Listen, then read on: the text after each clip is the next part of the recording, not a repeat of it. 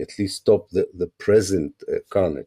Much depends a lot on Europe. What is really quite incredible that the Europeans were blowing out of proportion the myth that a lot of people believe also in the Arab world, that the only way of stopping Israel is through Washington, that the key is in Washington. This is very convenient for the Europeans because it absolves them from doing anything. So what do you want from us? That it's the Americans. But this is not true. The main trade partner of Israel is the EU. And if the EU would stop trading with Israel, if it would impose sanctions, it would throw Israel from UEFA, the Football Association, or the Eurovision, which are symbolic acts, but a very important symbolic act.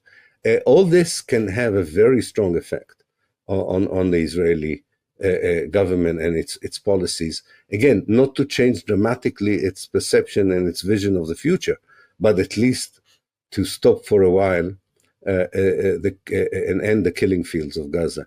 And that is something that I hope that Europeans are beginning to understand.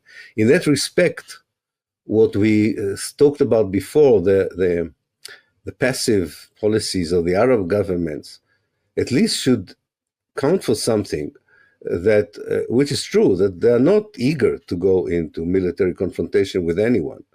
And Europe, for years, accepted the Israeli narrative that they need to be the strongest army in the world and to have 250 nuclear bombs, because what do Arab regimes do? They keep contemplating and planning every day to destroy the state of Israel.